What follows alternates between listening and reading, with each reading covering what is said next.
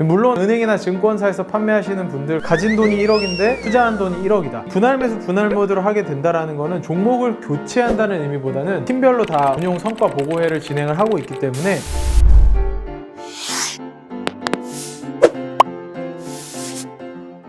안녕하세요. 궁풀소 12편으로 돌아온 국내운용본부의 피터입니다. 질문을 주시면 궁금한 점들을 풀어드리는 궁풀소를 계속해서 진행하고 있는데요. 가감없이 질문을 남겨주시면 저희가 성심성의껏 답변 드리도록 하겠습니다. 그럼 첫 번째 질문입니다. 현재 땡땡은행 앱으로 펀드 투자를 하고 있는 사람입니다. 같은 금액을 땡땡은행 펀드에 맡길 때와 S플러스에 맡길 때 어떤 차이점이 있을지 들을 수 있을까요? 라고. 저희가 홈페이지에 이 내용에 대해서 답변을 드리기는 했는데요. 기본적으로 수수료 차이는 없습니다. 저희가 클래스에 따라 수수료 차이가 있는 것이기 때문에 다만 이제 특정 은행에서 혹은 특정 증권사에서 하는 앱을 통해서 가입하시는 것과 S플러스에 직접 오셔서 가입하는 것 혹은 저희 S플러스 직판 앱을 통해서 가입하시는 것과의 차이점을 좀 설명드리겠습니다. 일단 특정 은행과 특정 증권사에서 진행하는 앱에서 펀드를 사시게 되는 형태는 그 은행과 그 증권사가 통과시킨 펀드의 리스트만 보게 됩니다. 그러니까 예를 들면 S플러스에 리치투게더 시리즈가 4가지가 있는데요. 글로벌, 차이나, 코리아, 슈퍼아시아 이렇게 4가지가 있는데 땡땡은행에서 글로벌만 통과를 해놓고 나머지 3개의 리스트를 확인하시기가 어렵습니다. 그런 측면에서 저희 독자적으로 하는 앱 기본적으로 S플러스의 모든 펀드 라인업을 경험하실 수 있고요. 물론 이제 은행이나 증권사에서 판매하시는 분들 같은 경우에는 다양한 운용사들의 펀드를 가져와서 평가를 하시고 판매를 하시기 때문에 객관적인 측면에서는 그런 쪽이 더 나을 수도 있는데요. 그 다음에 직접 방문하시게 되면 아무래도 저희 펀드 라인업에 대해서 조금 더 자세하게 매일매일 보고 있는 직원들이 상담을 해드릴 수 있다는 점에서 좀 차별점이 있다고 말씀드릴 수 있을 것 같습니다. 저희 직판을 담당하는 팀이 있습니다. 근데 그 직판을 담당하는 팀원들이 매니저들이랑 한 달에 한 번씩 지난달의 성과에 대해서 리치투게더 시리즈별로 다 진행을 하고 저희 팀별로 다 운용 성과 보고회를 진행을 하고 있기 때문에 그 내용을 좀 접하실 수 있을 것 같고요. 또한 매니저들과 수시 접촉을 통해서 또 다양한 질문들이 있을 때 그 내용들을 바로 즉각적으로 매니저들은 어떻게 생각하는지 피드백을 좀 더 자세하게 드릴 수 있다는 점, 그 부분은 좀 장점이다 라고 설명드릴 수 있을 것 같습니다. 그럼 두 번째 질문입니다. 퍼날못 11편에 달아주신 질문인데요.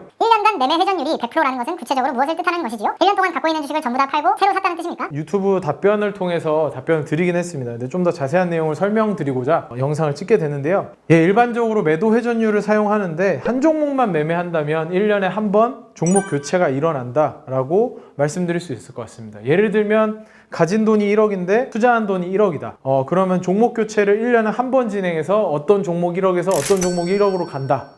그러면은 자기 전체 계좌에 있는 투자된 돈 1억을 위에 있는 매도된 돈 1억으로 나누면 매매 회전율은 100%가 나온다라고 보시면 될 것 같습니다. 근데 그렇게 보다 보면 의문이 드실 겁니다. 아마 펀드에서 그러면 100% 이상을 갖고 있다라는 거는 종목을 다 바꾼 건가? 라는 생각을 가지실 수 있습니다. 하지만 저희 S플러스 같은 경우는 항상 기업의 본질 가치에 대해서 고민을 하고 그것과 가격과의 괴리를 저희가 항상 생각하는 종목 투자를 하고 있기 때문에 저희는 분할 매수 분할 매도를 하게 됩니다. 분할 매수 분할 모드로 하게 된다라는 거는 종목을 교체한다는 의미보다는 종목에 대한 이슈가 나왔을 때 기업 실적이 나왔다든지 아니면 뉴스를 통해서 비즈니스 모델이 강해지는 소식이 나왔다든지 혹은 반대로 실적이 좀 안 나왔다든지 아니면은 비즈니스 모델이 좀 약화되는 뉴스가 나왔다든지라고 할 때 비중 조절을 하게 돼요. 그 비중 조절의 과정들을 전부 다 합산해 봤을 때 금액이 그 해에 우리가 운용하는 자산 규모, 분모 대비해서 분자가 더 크면 100%를 넘게 되는 게 되겠죠. 그래서 대부분의 많은 펀드들이 100% 이상 회전율을 가져가는 펀드들도 있는데 물론 그 안에서 종목을 아예 새로 교체해버리는 경우도 있지만 보통은 비중 조절이 많다라고 보시면 좋을 것 같고요. 저희가 생각하는 것은 단순하게 그냥 회전율이 매우 낮은 펀드가 좋으냐라는 것에서는 그렇게 동의하지는 않는 편입니다. 저희가 주로 유지하는 것은 지금까지 역사적으로 보면은 대개서 한 150% 정도 수준을 저희는 유지를 해왔는데 이 정도 수준에서 저희의 의견이 나오는 것들을 반영하는 게 가장 좋은 퍼포먼스로 이어질 수 있다라고 본부 차원에서 좀 판단을 하고 있다라고 보시면 될 것 같고요. 무엇보다 중요한 건 사실 이 균형점을 잘 가져가는 것이죠. 상황에 따른 적절하게 대응하는 능력도 필요한데요. 우리가 이 포트폴리오를 하나를 만들어감에 있어서 한 사람의 주관만으로 그냥 그대로 몰아가는 게 아니라 20명이 넘는 인원이 함께 리서치를 하면서 만들어내는 아이디어들을 투자 전략에 반영을 하고 또한 이제 코로나 같은 상황이라든지 2008년 금융위기, 2011년 유럽발 금융위기 같은 상황들이 발생을 했을 때 어떤 우리가 전략적 대응을 하느냐도 굉장히 중요하겠죠. 거죠. 코로나 상황에서 우리가 사놨던 종목 그대로 가지고 있습니다 라고 하는 것은 굉장히 큰 변수가 발생했음에도 불구하고 이 회전율에 좀 집착한 나머지 너무나 좀 나이브한 투자를 하는 거라고도 볼 수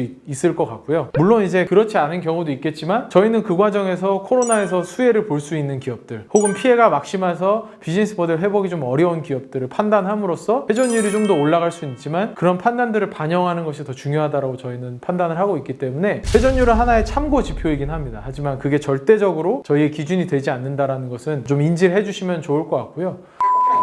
회전을 시켰다가는 5%만큼은 매도를 해야 새로운 종목 5%를 가져오는 새로 들여오는 종목의 5%가 앞으로 잘 될 것을 판단해서 그거를 보고 그렇죠. 네, 저희가 5%를 교체한다라는 거 기본적으로 교체해서 새로 들어온 종목이 나간 종목보다 혹은 나간 종목의 비중보다 더 긍정적이라고 생각하기 때문에 저희가 항상 기대 수익과 기대 위험의 관점에서 접근을 하거든요. 그러니까 많이 오른 종목을 사지 않고 저희가 어떤 적정한 가치에 있는 종목을 사는 이유 자체가 기대 수익이 있기 때문인데 그 기대 수익이 좀 더 기대되는 쪽으로 옮겨가는 거죠. 종목 교체로 한 방에 막 이렇게 하는 매니저의 스타일도 있을 수 있지만 저희는 기본적으로 분할 매수, 분할 매도를 통해서 쪼개서 계속 진행하는 방식입니다.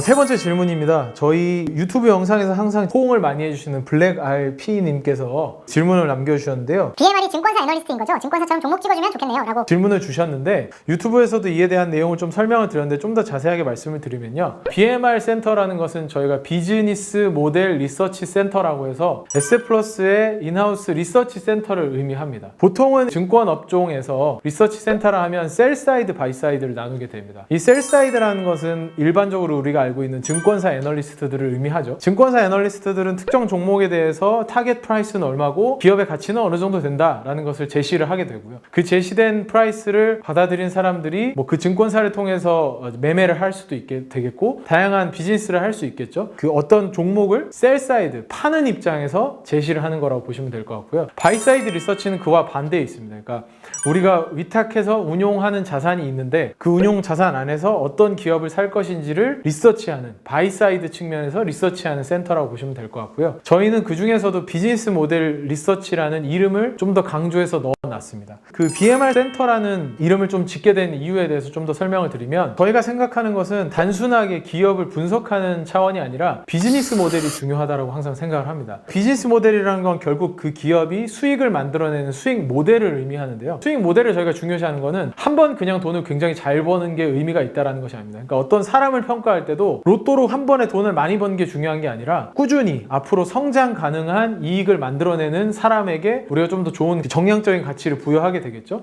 이 강조점을 우리 비즈니스 모델 리서치 센터의 이름에 좀 더 반영했다라고 보시면 좋을 것 같고요. 그리고 이제 저희 운용본부 차원에서 조금 더 강조해서 말씀드리고 싶은 것은 BMR 센터가 과거에는 이제 하부 조직으로서 리서치를 받쳐주는 역할을 주로 했다라고 한다면 지금은 운용본부 전체가 비즈니스 모델 리서치 센터의 일원으로서 한 명 한 명이 역할을 하고 있습니다. 매트릭스 구조라고 저희는 명명하고 횡적으로 봤을 때는 저희가 섹터를 담당하는 사람들의 집단을 섹터 그룹으로 만들어 놓고요. 저희 회사에서는 GICS 분류 기준으로 섹터를 구분을 하고 있습니다. 그러면 이 그룹은 지역에 상관없이 그 산업에 해당하는 좋은 기업들, 1등 기업들을 분석하는 것을 담당을 하게 됩니다.